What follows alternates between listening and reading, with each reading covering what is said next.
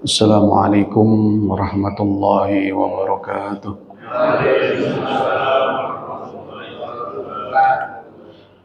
Alhamdulillahi rabbil alamin. Wa bihi nasta'inu ala umuri dunya waddin. Salatu wassalamu ala ashrafil anbiya'i wal mursalin. Sayyidina wa maulana Muhammadin wa ala alihi wa sahbihi ajma'in. Subhanaka la ilma lana illa ma 'allamtana innaka antal alimul hakim. Wa tub 'alaina innaka antat tawwabur rahim. Qala rabbi shrah li sadri wa yassir li amri wahlul 'uqdatam min lisani yafqahu qawli. Wa qala Allah ta'ala fi kitabihil karim, a'udzu billahi minasy syaithanir rajim. Bismillahirrahmanirrahim. Laqad kana lakum fi Rasulillahi uswatun hasanah liman kana yarjullaha wal yawmal akhir wa dzakarallaha katsiran. Yang saya hormati segenap pengurus Masjid Al-Muqarrabin yang insya Allah senantiasa dirahmati oleh Allah Subhanahu wa Ta'ala. Yang saya hormati segenap jamaah salat subuh di Masjid Al-Muqarrabin yang insya Allah senantiasa diberikan kesehatan, keselamatan, keberkahan oleh Allah Subhanahu wa Ta'ala. Alhamdulillah pada kesempatan kali ini kita bisa bermuajahah kembali, kita bisa bertemu kembali dalam rangka kajian kitab Aqidatul Awam, yang mana kajian ini membahas tentang hal-hal yang wajib diketahui oleh setiap muslim yang baligh dan berakal. Maka sebelum kita mulai pengajian kita, izinkan saya meminta bacaan suratul Fatihah yang kita kirimkan kepada orang tua kita, kakek nenek kita, saudara-saudari kita semuanya yang telah mendahului kita. Mudah-mudahan dengan bacaan suratul Fatihah ini menjadi kiriman doa kita, sehingga Allah turunkan rahmat dan ampunannya kepada beliau-beliau semua. Saudara kita yang sedang sakit, mudah-mudahan Allah angkat penyakitnya. Saudara kita yang sedang ditimpa musibah, Allah angkat musibahnya, Allah berikan kesabaran pada dirinya. Kita semua yang hadir di sini senantiasa mendapatkan hidayah, inayah, rahmat dan kesehatan dari Allah Subhanahu wa Ta'ala. Ala hadhihi niyyah wa ala kulli niyatin shalihah wa ila hadrati Al-Fatihah. A'udzu billahi minasyaitonir rajim. Bismillahirrahmanirrahim. Alhamdulillahi rabbil alamin arrahmanir rahim maliki yaumiddin. Iyyaka na'budu wa iyyaka nasta'in ihdinas siratal mustaqim siratal ladzina an'amta 'alaihim ghairil maghdubi 'alaihim waladdallin. Amin. Bismillahirrahmanirrahim. Qala al-mu'allif rahimahullahu ta'ala wa nafa'ana bihi wa bi 'ulumihi wa 'ada 'alaina bi barakatihi amin ya rabbal alamin. Kita masuk pada bait yang kemarin kami jelaskan terkait dengan kewajiban seorang muslim itu mempelajari tauhid. Ya. Tauhid menjadi pokoknya. Tauhid menjadi akarnya dari sebuah pohon yang kemudian kita kenal dengan pohon syariat. Yang dari pohon-pohon ini kemudian timbul cabang, yang cabang ini menjadi akhlak. Kalau bawahnya bermasalah, maka syariatnya bermasalah.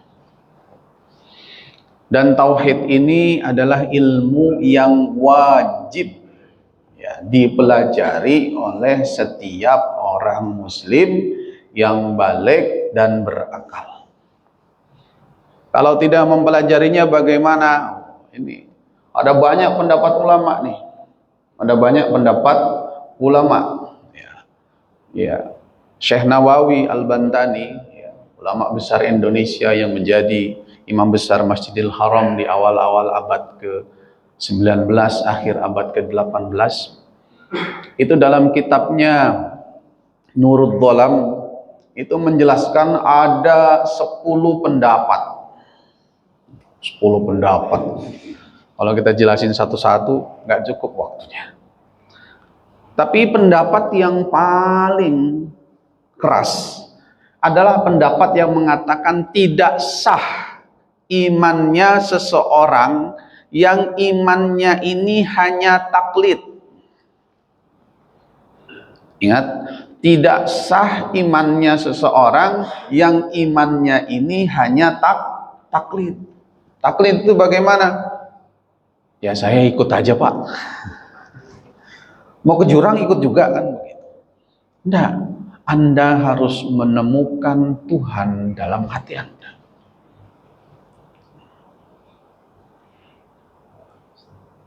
Maka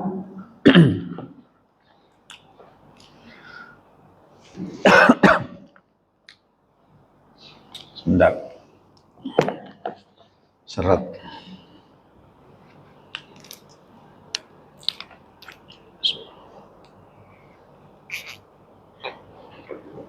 Alhamdulillah.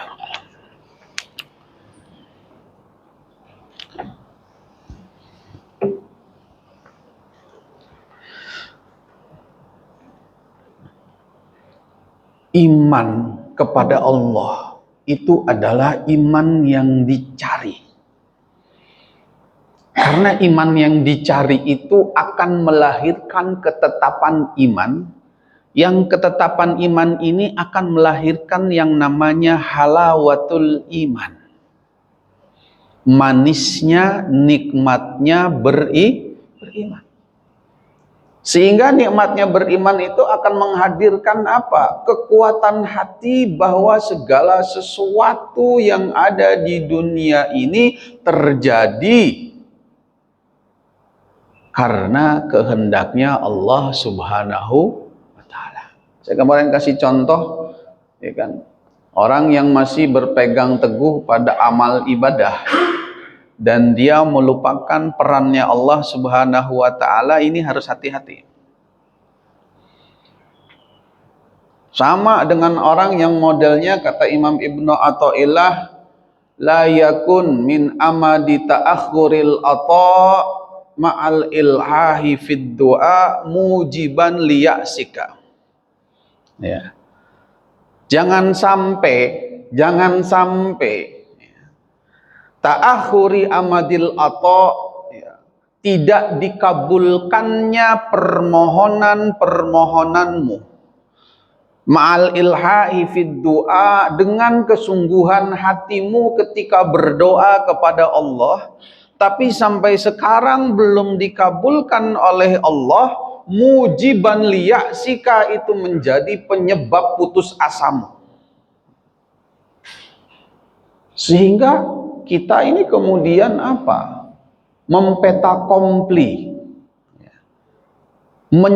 menagih janjinya Allah yang dianggap oleh kita itu belum terpenuhi, seakan-akan Allah punya hutang janji kepada kita. Maka sebagai orang yang bertauhid, perbuatan ini dianggap sebagai perbuatan su'ul adab atau perbuatan tidak etis, perbuatan tidak berakhlak, tidak sopan kepada Allah Subhanahu wa ta'ala. Kenapa? Karena Allah pasti akan mengabulkan doa-doa hambanya. Ingat itu. Allah pasti mendengar. Jangankan doa. Ya. Otak kita ini kemudian berpikir saja Allah sudah tahu. Bahkan sudah tahu sebelum kita diciptakan. Namanya sang pencipta. Maka kata Imam Ibnu Athaillah, Allah akan mengabulkan doa-doamu fima yakhtar la fima takhtar, pada hal-hal yang Allah pilihkan untukmu, bukan hal-hal yang kamu inginkan. Fil waqtil ladzi yurid la fil waqtil ladzi turid, pada waktu yang Allah kehendaki, bukan pada waktu yang Anda inginkan. Maka seorang mukmin yang baik itu percaya dengan takdirnya, khairihi wa syarrihi. Baik takdirnya kurang bagus maupun takdirnya bagus. Kamu tidak boleh ambil pusing pada hal-hal yang Allah sudah tentukan porsinya. Kamu tidak boleh mengambil pusing pada hal-hal yang Allah sudah tugaskan orang lain untuk mengurusnya. Ini pada persoalan akidah. Sehingga ketika kita berjalan di atas buminya Allah, itu kita merasa tenang, yakin bahwa segala sesuatunya itu tidak akan terjadi tanpa kehendak Allah Subhanahu wa ta'ala. Ini yang dinamakan definisi manusia bertauhid. Selalu mengesahkan Allah, tidak menduakan Allah. Maka dalam kesempatan ini kita akan melanjutkan pada pembahasan yang kemarin. Wa ba'du fa'lam biwujubil ma'rifah. Maka ketahuilah terkait dengan kewajiban mengetahui. Namanya ma'rifah itu bil akli, dengan akal kita. Allah ciptakan akal itu untuk menemukan Tuhan. Allah ciptakan akal itu untuk berbuat kebaikan. Allah ciptakan akal itu untuk menunjang ibadah kita. Manusia diciptakan dengan keistimewaannya kan dengan akal. Ya. Yang kedua dengan apa? Dengan hawa nafsu. Hawa nafsu ini menjadi faktor kehebatan kita dan menjadi pembeda kita dengan makhluk-makhluk Allah yang lain.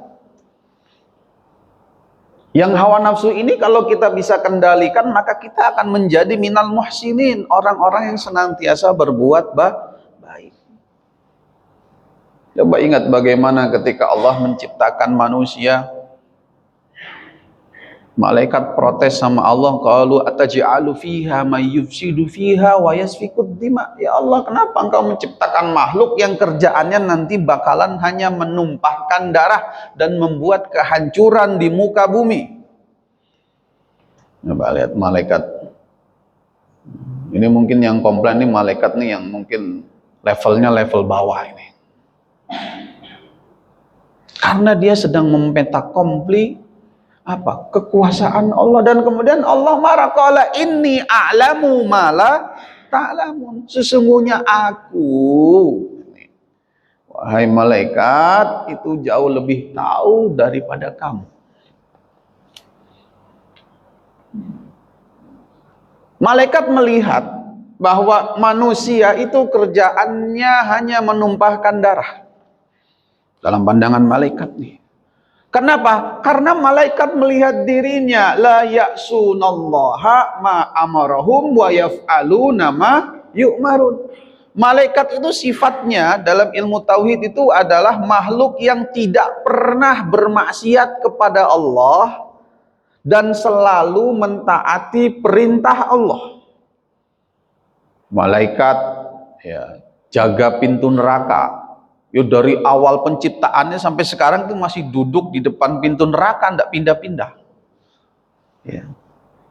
Coba kalau malaikat dikasih hawa nafsu, mungkin kadang-kadang dia pergi ngopi. Gitu. Ya. Kadang-kadang dia ngumpet tidur yang nggak kelihatan CCTV. Kalau kita punya satpam, nih satpam kemana? Rupanya tidur di bawah meja. Ya. Saya kebetulan punya kantor. Saya punya beberapa puluh karyawan, Pak. Itu saya punya anak gudang itu, karena gudang saya itu banyak buku ya. Itu ada CCTV itu untuk mengawasi apa namanya ya, semacam kita memantau saja. Yaitu ya, anak-anak juga pinter, kalau sudah waktunya ngantuk dia tidur ya di belakang kardus-kardus itu ya nggak ketahuan CCTV. Nah malaikat itu tidak pernah ketika dia diperintahkan sujud, dia sujud seumur hidupnya. Sampai nanti hari kiamat. Dia ruku, sujud, terus begitu. Anda bayangkan bagaimana malaikat yang tugasnya megang trompet itu. Itu dari awal sampai akhir begini aja terus. Coba kalau manusia itu. Iseng itu pasti. Tadi ini bunyinya apa sih, bagaimana? Iseng itu. Kadang-kadang manusia itu dibilang, jangan tengok kiri, dia pasti tengok kiri itu. Jangan dibuka, dia pasti buka itu. Rasa penasarannya tinggi karena terdorong oleh hawa nafsu. Nah malaikat melihat dirinya sendiri, tidak melihat di orang lain. Sehingga malaikat mengatakan, ngapain sih Allah sudah punya kita makhluk yang sempurna, ngapain ciptain manusia yang nanti kerjaannya bakal merusak bumi. Kata Allah, malaikat diam. Kamu tidak tahu. Aku lebih tahu daripada kamu. Sampai kemudian dalam riwayat itu Allah kemudian menguji malaikat. Kamu tidak percaya ya kalau manusia ini makhluk yang istimewa dengan hawa nafsu? Malaikat itu kemudian diturunkan oleh Allah Subhanahu wa taala. Ingat ya, di surat Al-Baqarah kisah Harut wa Marut. Wa ma yu'allimani min ahadin hatta yaqula innama nahnu fitnatun fala takfur. Harut Marut itu kemudian jadi terjemahan bahasa kita jadi carut marut. Itu kan dalam riwayat ya, dari tafsirnya At-Tabari ya. Itu diriwayatkan itu bagaimana malaikat diturunkan ke bumi ya. Ya, dalam bentuk manusia memiliki hawa nafsu sehingga dia kemudian apa? Oh, ternyata ini berat jadi manusia. Kenapa? Karena hawa nafsunya itulah yang kemudian bisa menggerakkan dia ke arah yang baik atau ke arah yang buruk. Dan yang menggerakkan itu yang satu-satunya yang menolong adalah iman kepada Allah. Coba kalau tidak ada iman kepada Allah, hawa nafsu kita itu, ya kan? Ngelihat barang bagus, hawa nafsunya pengen memiliki. Tapi kalau punya orang, iman bilang jangan, itu haknya orang, kamu ambil bahaya. Tapi kalau tidak punya iman, coba. Dia ambil. Logikanya yang paling gampang, bagaimana malaikat memandang manusia itu mirip dengan kita, Pak. Mirip dengan kita. Kita ngelihat orang, tuh lihat tuh orang, korupsi luar biasa. Tuh lihat tuh orang, melakukan kejahatan ekonomi luar biasa. Kita. Karena kita nggak megang apa-apa. Jangan-jangan kalau kita yang menjabat korupsinya lebih banyak, Pak.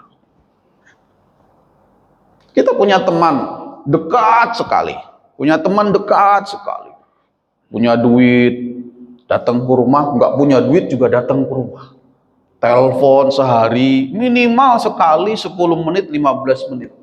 Saking cocoknya, wah seneng nih punya teman begini. Kita yakin nih, punya teman kita pasti terpercaya. Kita ajak bisnis.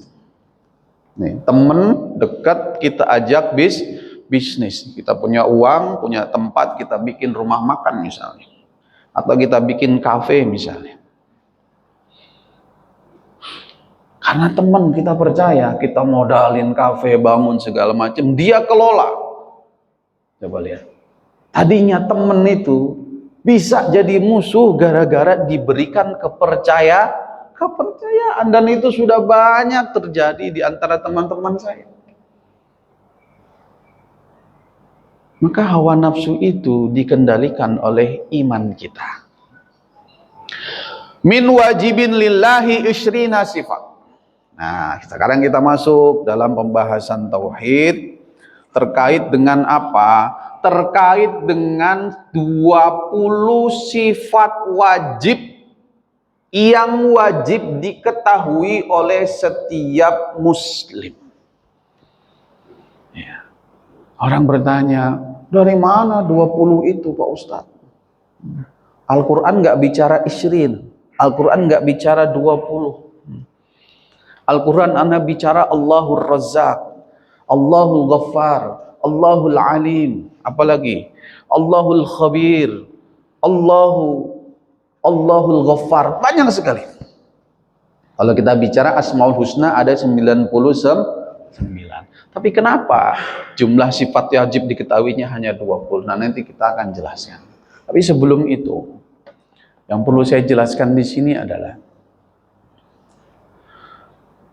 ilmu tauhid itu memiliki beberapa nama. Ilmu tauhid itu memiliki beberapa nama. Ya. Yang paling terkenal adalah yang biasa kita sebut dengan ilmu tauhid. Tapi ilmu tauhid di eranya Imam Abi Hanifah, Nu'man bin Sabit. Imam Abi Hanifah ini imam fikih yang juga tertua dari jalur Irak. Jadi madrasahnya Rasulullah, ya, madrasahnya Rasulullah itu kan punya madrasah, Pak. Rasulullah itu 23 tahun itu menjadi guru bagi para sahabat, mengajarkan ilmu. Dengan cara bagaimana? Sahabat bertanya, Rasulullah menjawab. Satu, ini metode ngajar. Yang kedua, Rasulullah bertanya, sahabat menjawab. Yang ketiga, Rasulullah melakukan, sahabat melihat. Yang keempat, sahabat melakukan, Rasul melihat, dan Rasul berpendapat. 23 tahun. Makanya Al-Quran itu diturunkan secara bertahap. Untuk apa? Untuk memudahkan orang itu belajar dari satu peristiwa ke peristiwa yang lain. Coba bayangin, tiba-tiba turun langsung brek 30 juz. Menghafal saja, orang normal itu butuh 3 tahun. 3 tahun menghafal. Menghafal yang setelah hafal itu tidak lupa lagi. Kalau menghafal kemudian lupa lagi, 4 bulan selesai 30 juz. Tapi habis itu diulang surat Al-Baqarah, hilang semua sudah. Ya. Wallahu khabirum bima ta'malun bima ata'mi, macam-macam itu. Ketemu ayat yang sama itu repot. Ya ayyuhalladzina amanu ada berapa itu? Dari bacanya surat Yasin nyambungnya ke surat Al-Baqarah itu bisa kejadian. Maka Rasulullah ini menjadi madrasah yang luar biasa. Madrasah Rasulullah ini kemudian menjadi 3, Pak. Kita bicara sekarang sejarah terbentuknya fikih. Madrasah yang pertama itu madrasah yang kita kenal dengan Madrasatul Madinah. Karena Rasul itu tinggal dan wafat di Madinah. Waktu di Mekah, Rasulullah itu belum banyak bicara fikih. Rasulullah itu lebih banyak bicara tauhid. Kenapa? Karena urusannya sama kaum kafir Mekah. Jangankan itu, perintah sholat saja itu belum ada waktu itu. Sholat 5 waktu. Waktu itu orang masih sholat ya, boleh dalam keadaan mabuk. Namanya awal-awal dakwah kan begitu. Sama kayak kita dakwahin orang yang suka mabuk itu kan, Tahu-tahu kita datang, kita tempeleng kan bisa-bisa dia bunuh kita. Minimal kita kasih makan dulu, kita ajak ngobrol dulu ya. Kadang-kadang sekali dua kali ngerepotin. Mudah-mudahan bisa kita ajak. Bertahap, syariat itu bertahap. Ya. Bagaimana coba lihat misalnya persoalan pernikahan. Zaman sebelum Rasulullah hadir, zaman sebelum Islam hadir, pernikahan ya, perempuan dalam status pernikahan itu tidak seperti sekarang Pak, yang begitu dihormati. Tahu nggak tradisi wadul banat? Memendam anak perempuan hidup-hidup. Itu tradisi jahiliyah Pak. Kenapa? Karena orang kalau kalah perang, zaman dulu orang kalau kalah perang, kalah segala-galanya. Ketika dia kalah perang, musuhnya boleh mengambil apapun darinya. Dan sesuatu yang diambil dari orang ini, jika dia berupa manusia, maka manusia ini statusnya sama dengan barang atau hewan. Sehingga bisa diperjualbelikan. Maka daripada anaknya diperjualbelikan, dia lebih baik memendam anaknya hidup-hidup. Jadi orang kalau kalah perang, mau dia bangsawan, mau dia mantan pejabat, mau dia wali kota misalnya, mau dia orang kaya terhormat luar biasa, mau dia jawara, begitu dia kalah perang, status dia budak Pak. Tawanan. Dan tawanan ini bisa diperjualbelikan di pasar budak. Dan Islam datang menghapus itu secara bertahap. Perempuan ibu-ibu zaman jahiliyah itu adalah sesuatu yang bisa diwariskan. Seorang suami memiliki istri 100, ketika dia meninggal 99, kecuali ibu kandungnya, itu diwariskan kepada putranya. Dan putranya ini punya hak untuk dia mau jual itukah mantan istri bapaknya, atau dia jadikan istri, atau dia anggurkan ila akhiri hayatiha, sampai meninggalnya perempuan itu. Coba lihat dalam Quran. Fala tamilu kullal maili fatadaruha kal muallaqah. Allah abadikan dalam Al-Quran. Maka ketika kamu hanya memiliki kecondongan kepada satu perempuan saja, dibanding dengan perempuan-perempuan yang lain yang merupakan istri-istrimu, fatadaruha kal muallaqah, maka kemudian kamu anggurkan dia seperti barang yang digantung, usang sampai rusak, tidak pernah kamu sentuh. Orang Arab begitu Pak. Zaman jahiliyah nih. Istrinya banyak. Waktu itu syariat Islam belum turun Pak, pembatasan istri Pak. Dalam riwayat Sayyidina Utsman itu kayanya luar biasa, duitnya banyak, tentu istrinya banyak. Ada riwayat mengatakan 100, ada yang mengatakan 200. Masya Allah ya. Saya berpikir pun tidak kita itu.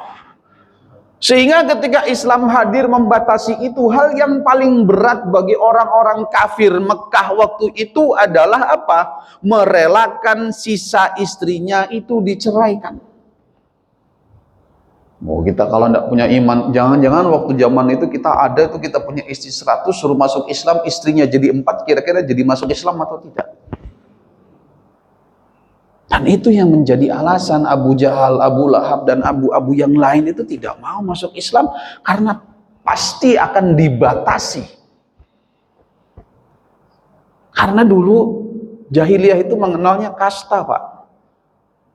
Seperti misalnya di India, orang kalau kastanya kasta Brahmana, ya, kastanya kasta bangsawan, itu tidak mau makan di satu restoran bareng kasta-kasta sudra atau kasta-kasta pekerja, tidak mau Pak, tidak mau. Dipanggil pun haram buat dia untuk noleh. Coba. Sementara Islam, Bilal bin Rabah, hitam dari Afrika, istrinya cuma 1, jadi budak. Itu tiba-tiba kalau sholat datang duluan, softnya paling depan. Kira-kira orang yang biasa dengan aturan kasta itu kira-kira terima atau tidak? Tidak mau. Egonya itu jauh lebih besar. Ini Pak, Islam begitu mengatur ini semua. Makanya zaman dulu perempuan ya, itu seperti barang. Kayak handphone.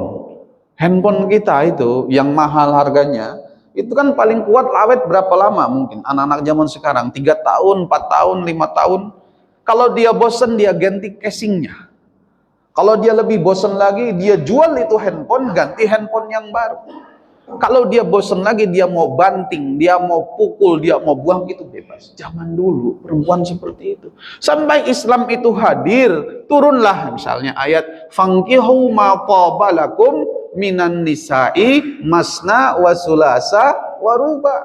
Nikahilah perempuan itu 2, 3 atau 4 yang kamu senangi. Fa in khiftum alla ta'dilu fawahidah. Tapi kalau kamu takut maka cukup 1. Bukan takut sama istri, bukan. Tapi takut kamu tidak berbuat adil. Padahal dalam ayat yang lain, walan tastati'u an ta'dilu bainan nisa'i walau harastum. Loh, coba. Bahkan ayat yang lain Allah mengatakan, manusia, kamu tidak akan sanggup berbuat adil sama istri-istri kamu walaupun kamu sudah berusaha keras. Itu kan secara eksplisit kan mengatakan bahwa ya sudahlah kamu satu saja. Tapi bagaimana ketika ayat ini turun konteksnya, umat waktu itu dibebaskan memiliki istri berapapun.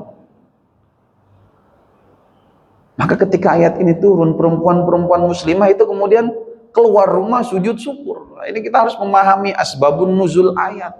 Sehingga zaman sekarang orang kemudian mengatakan Islam apa itu menganjurkan poligami misalnya, menyakiti hati perempuan. Lihat faktor sejarahnya. Saya kemarin ngaji di Kementerian BUMN itu kemarin hari Kamis.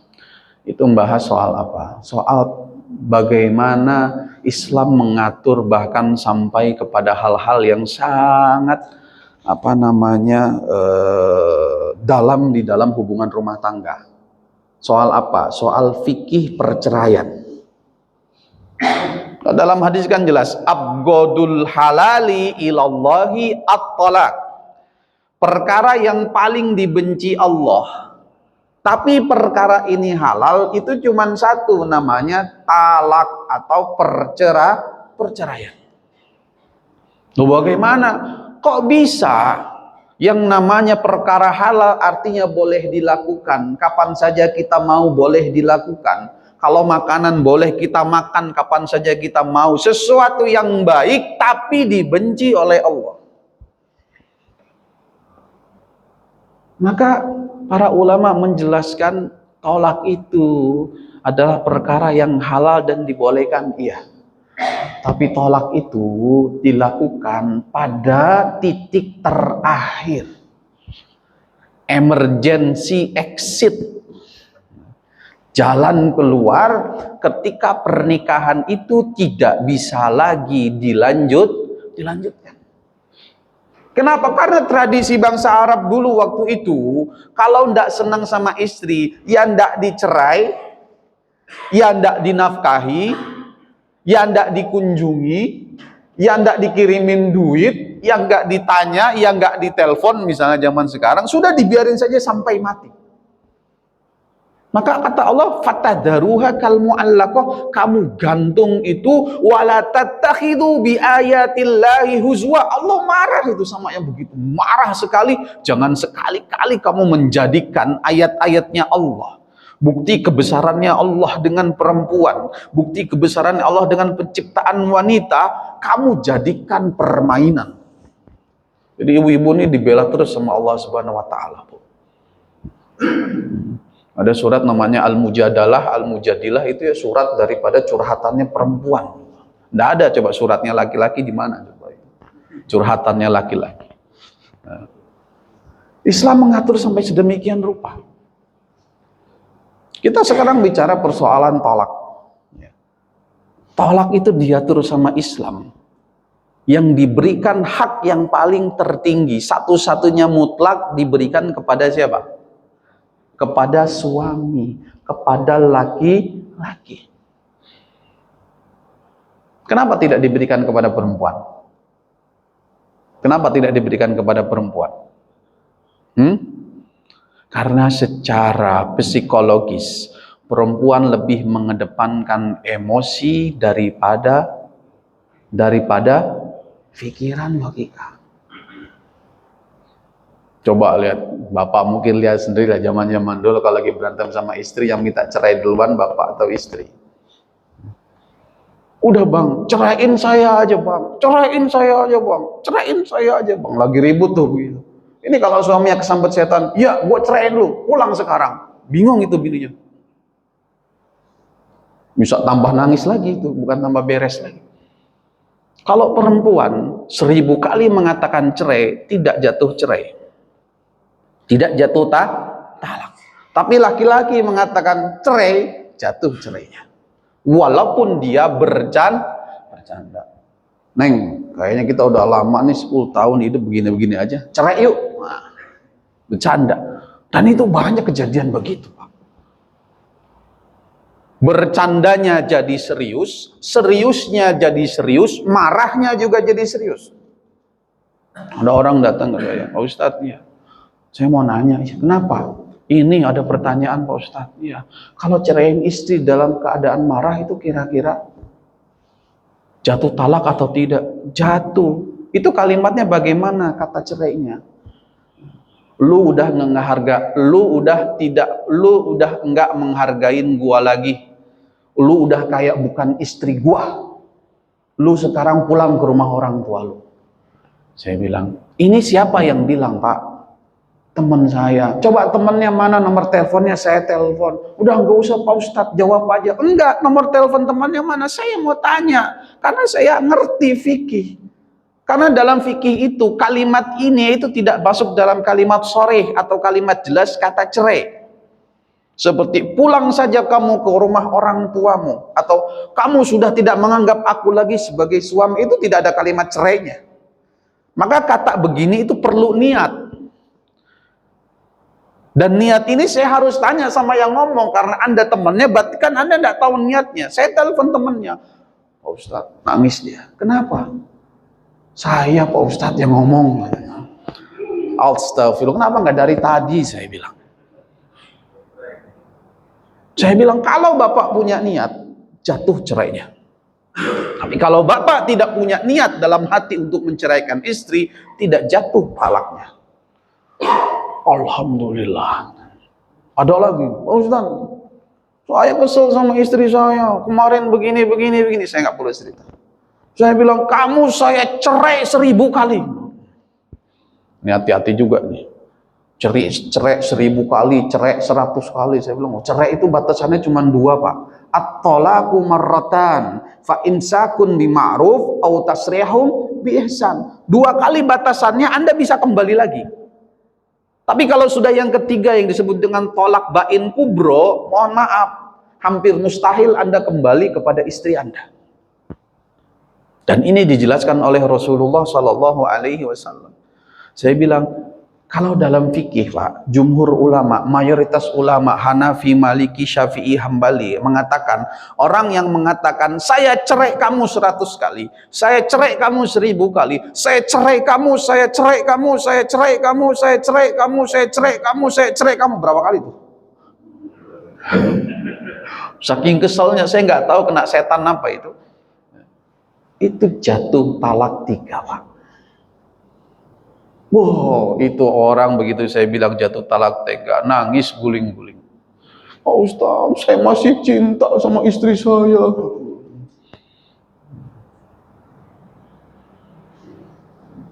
Kenapa? Karena orang kalau sudah talak 3, ini ilmu yang wajib kita ketahui sebagai laki-laki, Pak. Karena orang kalau sudah talak 3, haram dia berkumpul kembali dengan istrinya, rujuk kembali dengan istrinya, nikah kembali dengan istrinya, kecuali satu syarat. Istrinya dinikahi oleh orang lain, yang pernikahan ini bukan pernikahan rekayasa, yang dalam pernikahan ini istrinya sudah berhasil digauli oleh suami berikutnya. Karena ada model-model yang kemudian melakukan rekayasa. Dalam fikih ini sudah dibahas. Melakukan rekayasa bagaimana? Misalnya si A, ya, Namanya apa? Namanya Tukijo misalnya. Tukijo punya istri Tukiem. Ya. Ditalak model tadi 3. Pusing ini Tukijo. Cerita sama Pak Ustadz, kata Pak Ustadz, nggak bisa, harus dinikahi oleh orang lain. Dia punya teman sahabat lama namanya Tukimin. Min, gua tolongin gua dong. Gua udah cinta banget sama bini gua. Rasa-rasanya nggak bisa hidup tanpa dia. Gua nyesel, Min. Bisa nggak lu bikin nikah sama dia? Nikah sama dia, karena dia yakin ini sahabat lama, nggak mungkin mengkhianati temennya. Bisa nggak kamu nikahi mantan istri saya? Kamu gauli dia 1 hari, besoknya kamu ceraikan dia sehingga dia bisa kembali kepada saya. Kata Tukimin, teman sih teman, tapi kalau udah nikah ntar dulu nih, katanya. Iya, kenapa? Bisa jadi begitu hari pertama, ternyata istri yang dia nikahi baik sehingga dia tidak mau menceraikan. Boleh atau tidak? Boleh. Dan yang tidak boleh adalah merekayasa ini, sehingga dalam hadis disebutkan la'anallahu al-muhallil wal muhallillah. Allah melaknat orang yang merekayasa ini, suami yang merekayasa, mantan suami yang merekayasa pernikahan, dan Tukimin yang membantu mantan suami untuk merekayasa pernikahan. Hidupnya tidak akan berkah. 10 menit lagi udah suruh. Ini ilmu yang wajib diketahui. Kenapa? Karena Islam mengatur itu sedemikian rupa setelah sebelumnya perempuan itu tidak memiliki posisi yang sama di hadapan laki-laki. Maka Islam itu kemudian memberikan solusi perempuan. Bagaimana Pak Ustadz jika laki-lakinya kasar, KDRT, karena berpendapat pada pandangan Al-Quran fadribuhunna, maka boleh memukul laki perempuan. Nah, ini kita harus menjelaskan, Pak. Al-Quran itu diajarkan oleh Rasulullah kepada para sahabat. Yang paling ngerti siapa? Sahabat. Sahabat kemudian mengajarkan sampai kepada kita. Ada riwayat fadribuhunna ini ya. Rasulullah itu, kata Siti Aisyah, ma daraba Rasulullah sallallahu alaihi wasallam zaujatihi qattu. Ingat, Rasulullah seumur hidupnya tidak pernah mukul istrinya. Pak, Rasulullah itu masih suka diomelin istri, Pak. Rasulullah itu kalau diomelin istri ya diam. Rasulullah itu kalau diomelin istri itu ya senyum. Senyum Rasulullah kalau diomelin istri. Sayyidina Umar, kurang garang apa Sayyidina Umar? Kalau lewat aja setan lebih milih pindah daripada papasan sama Sayyidina Umar. Galaknya luar biasa, ditakutinya luar biasa. Waktu masuk Islam, Sayyidina Umar mengatakan dengan angkat pedang, kalau ada yang berani mengganggu saya, istrinya jadi janda, anaknya jadi yatim. Islam waktu itu cuma puluhan orang, kaum kafir itu sudah ribuan di Mekah. Satu pun tidak ada yang berani nyenggol Sayyidina Umar. Ada seorang sahabat, ini kepingin curhat sama Sayyidina Umar, cari solusi. Kenapa? Istrinya di rumah ngomel terus. Ya sama, kita juga sering diomelin, Pak. Ngomel terus, ngomel kebaikan kan biasa ibu-ibu. Begitu sampai ke rumah Sayyidina Umar, dia pengen curhat bagaimana solusinya. Sampai di rumah Sayyidina Umar, dia mendengar Sayyidina Umar waktu itu sedang diomeli juga oleh istrinya. Kata sahabat ini, kalau begitu persoalan selesai. Kita memiliki persoalan yang sama. Coba lihat, dalam fikih, dalam tafsir menjelaskan fadribuhun, boleh memukul itu, boleh batasannya bagaimana? Pukulan yang tidak menyakitkan. Pukulan yang tidak menyakitkan bagaimana? Dikasih contoh, pukulan dengan kayu siwak. Ayo, kayu siwak itu kira-kira menyakitkan atau tidak? Kayu siwak itu kecil, Pak, jangan kayu rotan. Kalau ngingetin istri, mah, jangan begitu. Ini Pak, keliru kalau kemudian masuk penjara itu nanti. Kekerasan dalam rumah tangga. Islam mengatur sedemikian rupa, ketika laki-laki itu kekerasan, laki-laki itu berzina, laki-laki itu melakukan perbuatan-perbuatan dosa, laki-laki itu memiliki cacat aib yang bisa merusak pernikahan seperti penyakit menular dan lain sebagainya, maka Islam memberikan jalan keluar dengan 2 cara. Yang pertama khulu, yang kedua fasakh. Dan ini sudah dilegalkan dalam kompilasi hukum Islam yang dalam kasus pengadilan agama. Dan ini menjadi satu permasalahan yang harus kita ketahui. Rasulullah itu bercerai 4 kali, Pak. Rasulullah itu bercerai 4 kali. Ini dalam rangka apa? Memberikan contoh penjelasan sejelas-jelasnya terkait dengan aturan fikih. 23 tahun itu kan kemudian menjadi ilmu. Contoh misalnya, Rasulullah dalam hidupnya itu pernah qadha subuh 1 kali gara-gara kesiangan. Coba lihat. Rasulullah itu loh kok bisa kesiangan itu bagaimana? Yang ketika itu beliau dalam perjalanan jauh bersama para sahabat keluar kota Madinah dan ikut bersama beliau beberapa puluh sahabat, salah satunya adalah Bilal. Beliau bilang, "Bilal, aku mau istirahat dulu ya. Nanti adzan subuh kamu bangunkan saya." "Ya Rasulullah, siap." Dan banyak sahabat yang waktu itu berjaga. Lah kok dilalah semuanya ketiduran bangun setelah matahari keluar. Ini kalau santri-santri kan, Pak Ustadz, Rasulullah aja kesiangan, apalagi saya katanya. Lo mohon maaf, Rasulullah sekali itu dalam rangka mengajarkan hukum, sehingga ada namanya syariat qadha salat subuh. Sehingga dalam fikih itu ada ketetapan begini, ketika orang itu ketiduran, ya, melewati waktu sholat, tidurnya ini adalah tidur yang betul-betul tidur tidak disengaja. Ada orang yang sudah bangun jam 3 tidur lagi kesiangan. Ini tidak bisa pakai dalil qadha sholat subuh, Pak. Atau jam 5 sudah melek, sudah dengar istrinya lagi ngomel, sudah dengar istrinya buka pintu, dia masih tidur. Ini tidak masuk dalam khitab ini, Pak. Karena apa? Karena sejatinya tubuh kita itu sudah digerakkan jam 4, jam 5 itu untuk bangun. Kalau nggak bangun bagaimana? Jangan-jangan Anda tidurnya jam 3 ini. Ini sudah niat ini tidak sholat subuh, pakai dalil ketiduran ala Rasulullah Sallallahu Alaihi Wasallam. Ini clear. Rasulullah cerai 4 kali. Dan semuanya ini menjadi hukum. Dan dari 4 ini yang beliau rujuk cuma 1. Sayyidatina Hafsah binti Umar ibnul Khattab. Siti Hafsah ini kan dinikahi Rasul dalam keadaan janda. Putrinya Sayyidina Umar. Begitu janda, Sayyidina Umar kasihan dengan putrinya. Dia minta Sayyidina Abu Bakar menikahi putrinya. Kata Abu Bakar, mohon maaf Umar, saya sudah cukup. Datang ke Sayyidina Utsman, tolong nikahi putri saya. Mohon maaf Sayyidina Umar, saya udah punya 2 putri Rasulullah SAW. Cukup. Sedih Sayyidina Umar, siapa? Adakah yang lebih baik dari mereka yang bisa menikahi putri saya? Kata Rasulullah, ada Umar. Yang menikahinya Siti Hafsah adalah pria yang lebih baik dari Abu Bakar dan Sayyidina Utsman. Ternyata Rasulullah SAW sendiri yang menikahi Siti Hafsah atas perintah Allah Subhanahu Wa Taala. Jadi Rasulullah itu menikahi dalam perjalanan hidupnya itu monogami dengan Siti Khadijah, beristri 1 dan beliau tidak poligami.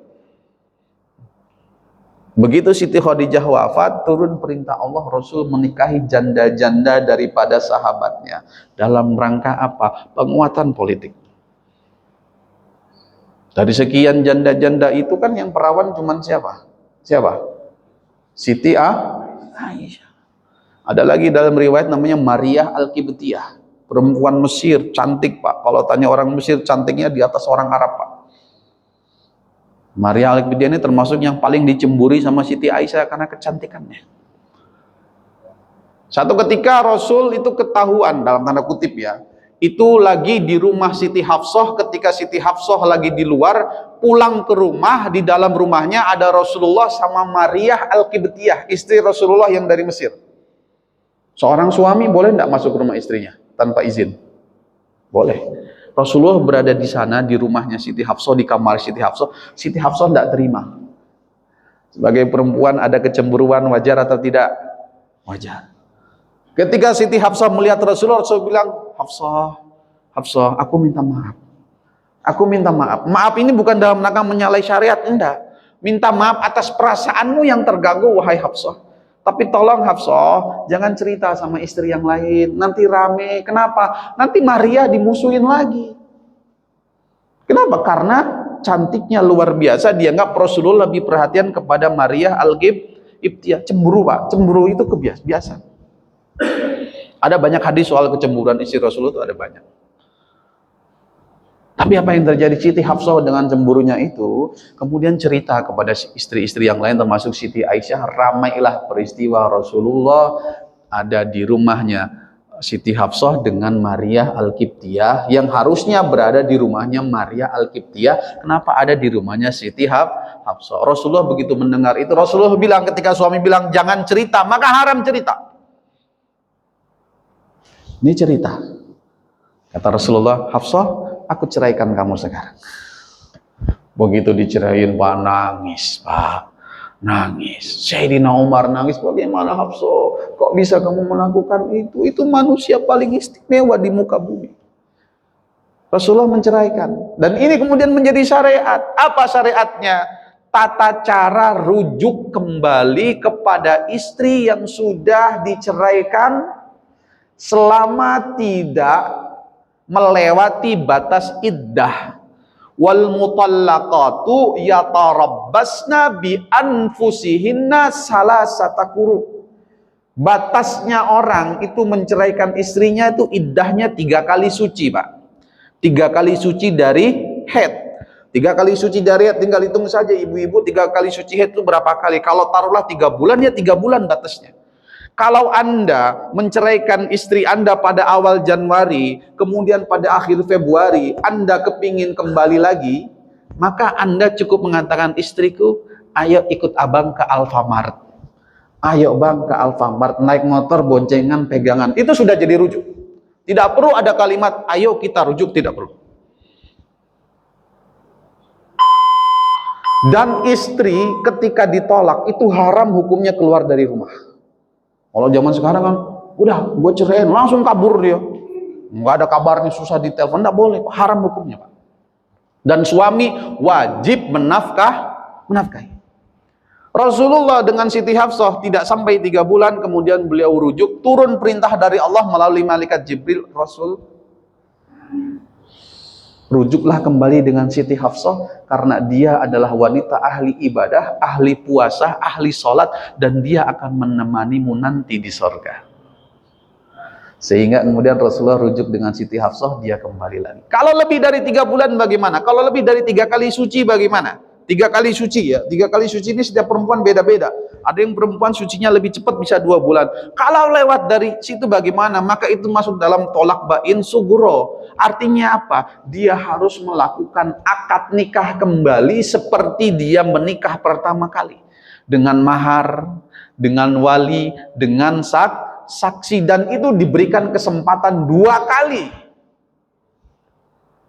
Kalau sudah 3 kali tadi kasusnya, 2 kali masih bisa kembali lagi. Tujuannya apa? Agar orang tidak mudah mengatakan kalimat kata cerai. Maka agar orang tidak mudah mengatakan kata cerai, Rasulullah mengatakan abghadul halali ilallahi at-talaq. Perkara yang paling tidak disenangi Allah, tapi itu halal adalah talak.